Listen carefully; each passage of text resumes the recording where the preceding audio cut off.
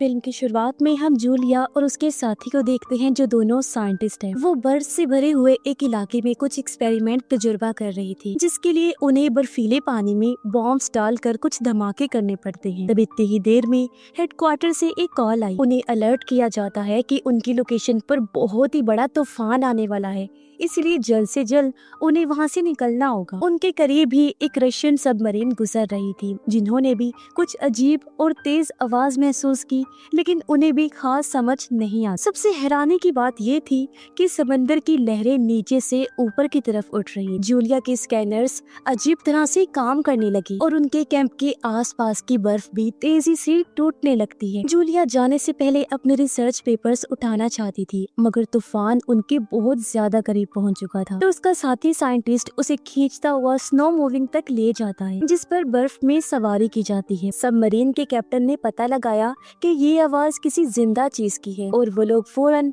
इससे बचने की कोशिश करने लगते हैं। लेकिन अचानक पानी के अंदर ही सबमरीन से वो बहुत बड़ी चीज टकरा जाती है। जूलिया और उसका साथी बर्फ टूटने की वजह से जल्दी से भागने की कोशिश कर रहे थे, लेकिन बदकिस्मती से आगे भी बर्फ टूटने लगी, जिससे उनकी स्नो मूविंग, जो उनका इकलौता जरिया थी वहाँ से निकलने का, वो जोर से टकराई और जल कर राख हो गई, फिर पानी में डूब जाती है। और तो और जल्दी ही धमाकों ने उनके कैंप को भी उड़ा कर रख दिया और बचे हुए साइंटिस्ट धीरे धीरे डूब कर मरने लगते हैं। उधर सबमरीन को भी लगातार नुकसान पहुंच रहा था और वो लोग बड़ी मुश्किल से अपने सीट्स पर बैठे थे, क्योंकि सब कुछ जोर जोर से हिल रहा होता है। काफी कोशिशों के बाद वो फायर करने में कामयाब हो गए, यानी आग के हमला करने में, जिससे निकल रही रोशनी से हम वहाँ बड़े बड़े टेंटिकल्स साफ साफ देख पाते हैं। तभी एक आदमी शीशे की स्क्रीन से टकराकर दूर जाकर गिरा और चोट की वजह से बेहोश हो जाता है। अब इससे पहले कि सबमरीन पूरी तरह डूब जाती, एक ऑफिसर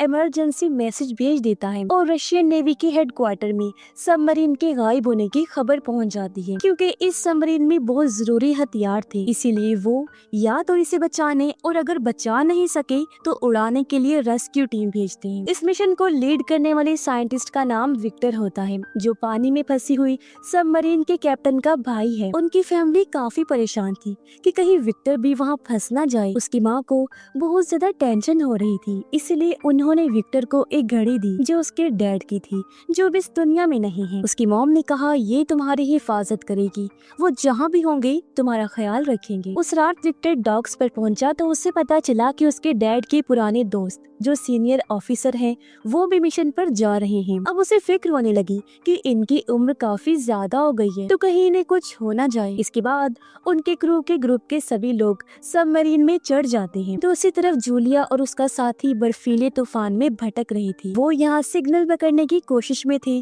कि जूलिया का ध्यान भटक जाता है और वो एक गहरी खाई में गिरने ही वाली थी कि तभी उसके साथी ने उसे ऐन वक्त पर साइड पर करके बचा लिया। उसी वक्त जूलिया के फोन में एक ऑयल रिग का सिग्नल आया, यानी समंदर में मौजूद ऐसी जगह का जहां ऑयल निकालने के लिए खुदाई करने वाली टीम रहती है। और अब सिग्नल मिलते ही उसने कॉल मिला दी, लेकिन बर्फीले तूफान की वजह से इतना ज्यादा शोर था कि रिग के लोग उसकी बात समझ ही नहीं पाते और थोड़ी ही देर में सिग्नल्स चले गए और कॉल कट हो जाती है। जूलिया का साथी भी काफी परेशान हो चुका था। उसने एक फ्लेयर गन आसमान की तरफ छोड़ी और थकान की वजह से जमीन पर बैठ जाता है। अगली सुबह विक्टर वाली सबमरीन दूसरी सबमरीन वाली जगह पर पहुंची, जहां वो गायब हुई थी। बहुत तैयारी के बाद वो लोग पानी में उतरते हैं। यहाँ क्रू नोटिस करता है कि सीनियर ऑफिसर विक्टर को एक प्राइवेट रूम में ले गए हैं, जहाँ कुछ सीनियर ऑफिसर्स पहले से ही मौजूद थे और उन्हें एक रिपोर्ट पढ़ने के लिए दी जाती है, जिसे पढ़कर सब लोग बहुत ज्यादा परेशान हो जाते हैं। जल्द ही पुरानी सबमरीन के गायब होने की अफवाहें हर तरफ फैलने लगती हैं। वहीं दूसरी तरफ जूलिया और उसके साथी को एक बुई बर्फ में फंसी हुई मिली। बुई दरअसल एक ऐसी डिवाइस है जो पानी में तैरते हुए आसपास के जहाजों को सिग्नल भेजती है। तब उनके अंदर एक उम्मीद जाग गई कि कोई तो उन्हें ढूंढने जरूर आएगा। इसके बाद वो इधर उधर भटकना बंद करके वहीं रुक जाते हैं। जब सबमरीन को बुई का सिग्नल मिला तो दोनों फौरन उसी तरफ बढ़ने लगते हैं और सबमरीन अचानक बहुत सारी वेल्स सबमरीन के चारों तरफ घूमने लगती हैं, मगर क्रू मेंबर्स भी बिना उन्हें चोट पहुंचाए नीचे जाने की कोशिश करने लगे। एक वेल गलती से स्क्रू हेड से टकरा गई, जो देख सीनियर ऑफिसर ने क्रू को सोनार चलाने के लिए कहा, लेकिन विक्टर इसके लिए राजी नहीं होता। सोनार दरअसल चीजों को तलाश करने, एक दूसरे के साथ राब्ता बनाने और आवाज की लहरें बनाने के लिए इस्तेमाल किया जाता है। लेकिन जब सोनार को एक्टिवेट किया गया, वो वेल्स थोड़ी दूर चली गई, मगर पलक झपकते ही फिर से वापस आ जाती हैं। क्रू को कुछ भी समझ नहीं आ रहा था कि आखिर ये क्या हो रहा है, पर तभी अचानक से सभी वेल्स वहाँ से चली जाती हैं और पता नहीं क्यों अचानक ही समंदर का निचला हिस्सा ऊपर उठने लगता है। तभी अंधेरे में एक बड़ा सा टेंटिकल फिर से हिलने लगता है, जो सिर्फ अपने एक ही वार से सभी वेल मछलियों को मार डालता है। सबमरीन के क्रू को तो ये आवाज सुनाई नहीं दे रही थी, पर तभी उनका रडार सिग्नल देने लगा कि एक बहुत बड़ा क्रिएचर उनके सबमरीन से टकराने वाला है। सीनियर ऑफिसर को लगा कि शायद किसी दुश्मन का जहाज आ रहा है, इसलिए उसने क्रू मेंबर्स को फायर करने का ऑर्डर दिया। लेकिन विक्टर को ये ऑर्डर सही नहीं लगता, इसीलिए वो क्रू को जल्दी से छुप जाने को कहता है। सबमरीन बर्फ की एक दीवार जिसमें दरारें थी उसके अंदर चली जाती है। जब भी सबमरीन बर्फ से टकराती तो हिलने लगती और रडार की आवाज भी और तेज होती जा रही थी, जिससे हेडफोन्स लगाए हुए लोगों के कान दर्द करने लगते हैं। जैसे ही वो अजीब दुश्मन उनका पीछा करता है, क्रू को सबमरीन रोकनी पड़ी, क्योंकि एक दीवार ने उनका रास्ता रोक लिया होता है। लेकिन खुशी की बात ये थी कि उनका पीछा करने वाला वो अनजान दुश्मन तब तक जा चुका था। जब क्रू सबमरीन के डैमेज का अंदाजा लगा रही थी, तो सीनियर ऑफिसर विक्टर को डांटता है कि उसने बिना सोचे समझे रिस्क लिया। अब उनके पास कोई ऑप्शन नहीं बचता, इसीलिए उन्हें सबमरीन को ठीक करने के लिए पानी के ऊपर आना होगा। वही जूलिया और उसका साथी एक दूसरे के साथ लगकर पत्थरों के नीचे लेटे हुए थे ताकि उन्हें सर्दी कम लगे। अचानक बर्फ टूटने की आवाज सुनाई दी और सबमरीन पानी से बाहर निकल आती है। सबमरीन में से लोग फौरन इन दोनों को देखकर इनके पास आ गए। क्रू मेंबर्स उनसे मिलकर अच्छे से उनकी बात सुनते हैं। उन्हें पूरा यकीन नहीं था कि ये उसी सबमरीन के हैं भी या नहीं। विक्टर ने जूलिया के साथी को चेक किया और फिर सीनियर ऑफिसर से बात करने लगता है। इस पर सीनियर ऑफिसर ने कहा कि इन दोनों को थोड़ा खाना देकर यहीं छोड़ दो, क्योंकि हो सकता है ये दूसरे मुल्क के कोई जासूस हों। लेकिन विक्टर ने उन पर तरस खाया और दोनों को सबमरीन में बिठा लिया जाता है। मुरम्मत का काम पूरा होते ही सबमरीन फिर से पानी में चली गई और उन्होंने बुई के पास सर्च करना शुरू कर दिया। मेडिकल चेकअप के बाद जूलिया और उसके साथी को खाना दिया जाता है। फिर विक्टर ने उन्हें नक्शा दिखाकर उनके कैंप की लोकेशन पूछी और साथ ही ये भी पूछा कि क्या उन्होंने कुछ अजीब देखा था। जूलिया बताती है कि हमने बड़े बड़े धमाके देखे थे। ये सुन विक्टर को लगता है कि शायद वो धमाके ही उसके भाई की सबमरीन डूबने की वजह हो सकते हैं। सारा क्रू आगे का प्लान करने लगा कि अब उन्हें क्या करना चाहिए। तब सीनियर ऑफिसर कहता है कि हमें वापस चलना चाहिए, क्योंकि थोड़ी देर पहले रडार में जो भी चीज थी वो खतरा वापस आ सकता है, यानी कि वो दुश्मन। अगर हम फिर से अटैक हुआ तो इमरजेंसी सिग्नल भेजना तक मुश्किल हो जाएगा। लेकिन विक्टर अपने भाई को ढूंढने के लिए बेचैन था और ऑर्डर देता है कि सबमरीन जूलिया के कैंप की तरफ ले चलो। तब सीनियर ऑफिसर विक्टर को दूर ले जाकर खतरे के बारे में अलर्ट करता है और कहने लगा कि ये दूसरी बार है जब तुमने गलत फैसला लिया है। अगर एक और बार ऐसा हुआ तो सब कुछ खत्म हो जाएगा। विक्टर अपने एक साथी को समझाता है कि हमें जल्दी करनी होगी, क्योंकि अगर दूसरी सबमरीन में कोई जिंदा हुआ तो उसके पास ऑक्सीजन कम ही बची होगी और हमें जल्दी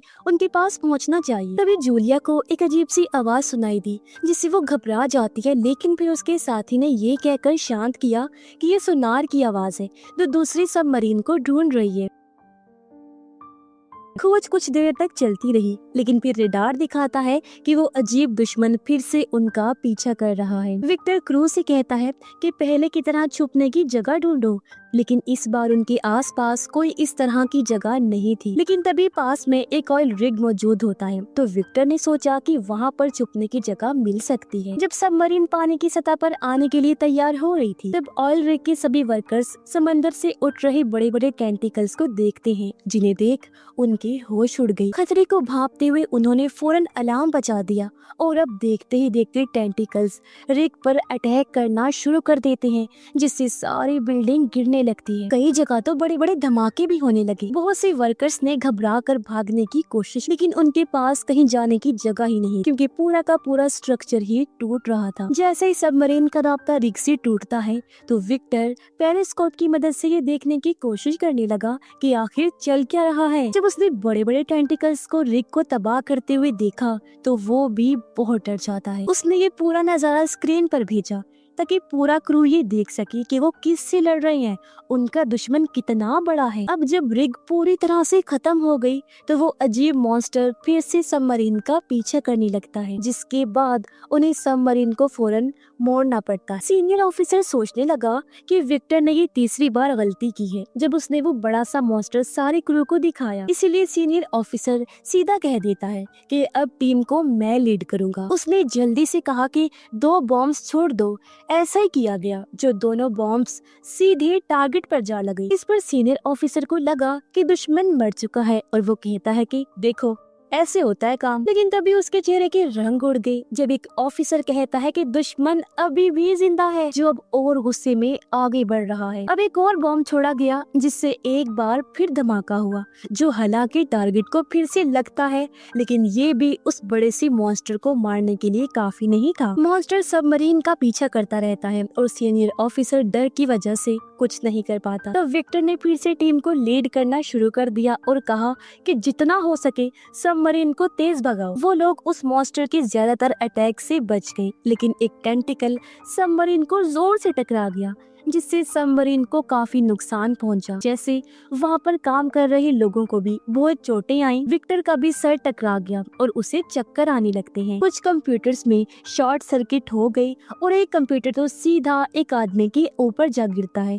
जिससे उसकी हालत खराब हो गई। सबमरीन डूबने लगती है और वो मॉन्स्टर इस मौके का फायदा उठाकर एक और जोर का हमला करता है। अचानक से मिसाइल वाले हिस्से में धमाका हो गया। वहाँ पर बुरी तरह आग लग जाती है, जिसके बाद क्रू ने वहाँ पर वेंटिलेशन बंद करके एरिया को पूरी तरह सील कर दिया। 7 लोगों ने वहीं रुककर आग बुझाने वाले सिलेंडर की मदद से आग को बुझाने की कोशिश, लेकिन टेंटिकल की एक और जबरदस्त वार से सबमरीन तेजी से नीचे गिरने लगती है। रडार दिखाता है कि उस जानवर ने उन्हें चारों तरफ से घेर लिया है। जब क्रू ने ध्यान से देखा तो पता चला कि वो मॉन्स्टर एक क्रैकन है, यानी ऑक्टोपस का एक बहुत ही बड़ा रूप। क्रैकन के बारे में पुराने जमाने में बहुत सी कहानियाँ लिखी गई हैं। अब क्योंकि उनके पास एक आखिरी मिसाइल बचा था तो उसे बहुत सोच समझ कर इस्तेमाल करना होगा। वो लोग आपस में डिस्कशन करने लगे कि आगे क्या करना चाहिए। तो विक्टर ने कहा कि सबमरीन को साइलेंट मोड पर ले जाओ, क्योंकि आमतौर पर समुद्री जानवर आवाजों से शिकार करते हैं। इस वजह से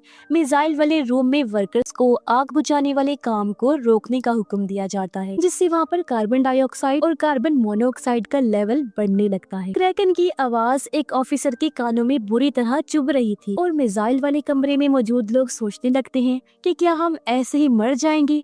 लेकिन खुशकिस्मती से विक्टर का प्लान काम कर गया और वो क्रैकन वहाँ से दूर चला गया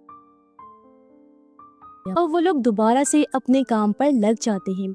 लेकिन तब तक आग इतनी ज्यादा फैल चुकी थी कि थोड़े से सिलेंडर से बुझाना मुमकिन ही नहीं था। कुछ लोग आग से जलने लगे और तभी विक्टर ने सबको कहा कि वो हिस्सा खाली कर दो, जो चीज जल रही है जलने दो, बस अपनी जान बचाओ। कुछ ऑफिसर जब फायर एरिया से बाहर निकल रहे थे तो वो बुरी तरह से जख्मी हो जाते, लेकिन बाकी के क्रू ने उन्हें दरवाजे के इस पार लाने में उनकी मदद की। आखिरी सेकंड में दरवाजा बंद कर दिया गया ताकि आग बाकी हिस्सों तक ना पहुंच सके और उस रूम में प्रेशर कंट्रोल करके आखिरकार आग बुझा दी जाती है। इसके बाद जो लोग अभी भी ठीक थे उन्हें काम दे दिया गया और जो लोग जख्मी थे उन्हें उनके कमरों में भेज दिया जाता है। जूलिया और उसका साथी उनकी चोटों का इलाज करने में मदद करते हैं, जिससे क्रू उन पर भरोसा करने लगा। बाद में विक्टर क्रू से उनकी राय पूछता है कि अब क्या करना चाहिए। सभी कहते हैं कि हमें वापस चलना चाहिए, क्योंकि हमें दूसरी सबमरीन की लोकेशन का कुछ नहीं पता और क्रैकन से बचने के लिए कोई सिक्योरिटी, कोई प्रोटेक्शन